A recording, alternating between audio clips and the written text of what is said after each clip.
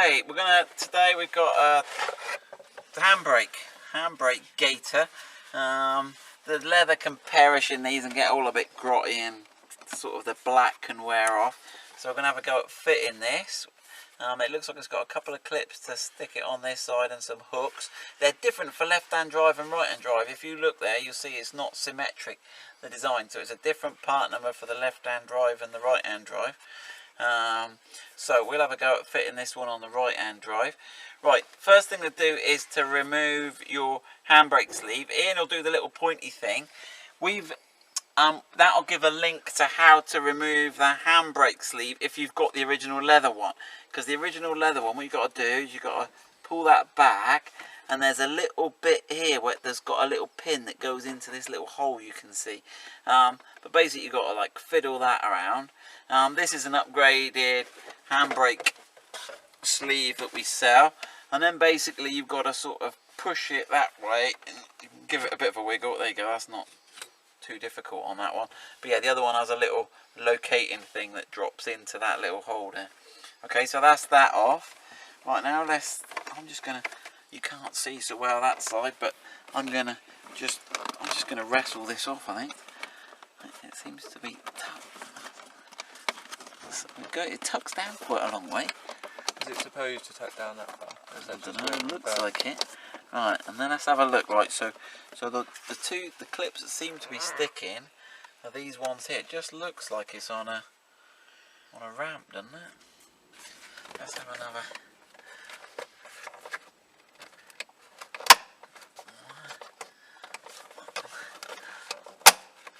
Right, so those clips are clipping into something.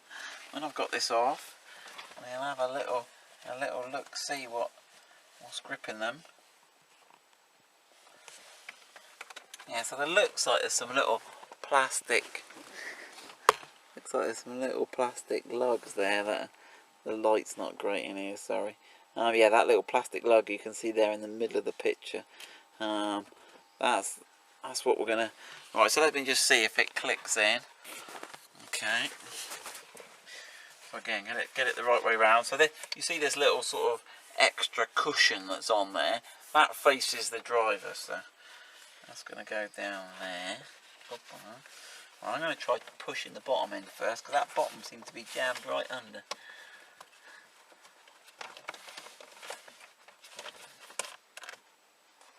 Okay, so I've just swapped round to the other side. I got the camera now, Ian's doing there. So let's start again then. So you slip that over, you've got the bolstery bit towards you. Right, then you've got to dump that front edge underneath, and then get this side, the side nearest the thing, tucked in behind, like where it's not meant to go. So it's meant to clip over this edge here, but don't worry about that, just tuck it right down inside. And then the back edge, you just line it up and give it a pull towards you. You have to pull it that way and it will click into place quite fiercely. I practiced it that side, not from this side. Have you got it in? No. No, go on. That's it, yeah. So you pull that in, and then you have to sort of handle this side back out again. You gotta get it over that little. Yeah, it will go if you do it right. It makes it look harder than it is. You get a trim tool under that. It did just click in when I practiced it from the other side. That's it. There we go. So it's a bit of a wrestle, but it's not too bad a job. Let's get the old handbrake sleeve back on. Get the handbrake sleeve back on. Then you've got to get that gaiter over that little lip. I need a trim tool for that one. Yeah, because the new one's a little tighter, is he? Yeah. Yeah, that's the trouble. So we might need to just tease that over. Or try putting the top on first, Ian, and then malhandling the bottom over. Because less likely to see if we scratch it then. Tuck the bottom right in.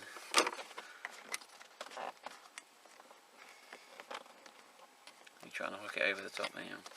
Yeah, okay. I get the top over first. That gives you a bit more room, doesn't it? And get that bottom one.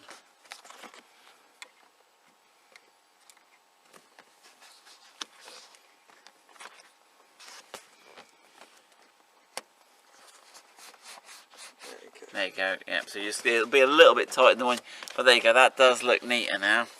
And then, but there we go. So that's he's a bit scrunched up for the minute. Well, there you go. But I think you can tuck it back inside, get it dressed. It'll form a position. You can see how soft this one is compared to it. But there you go. So that's how to change your gear lever gaiter on the Range Rover L322.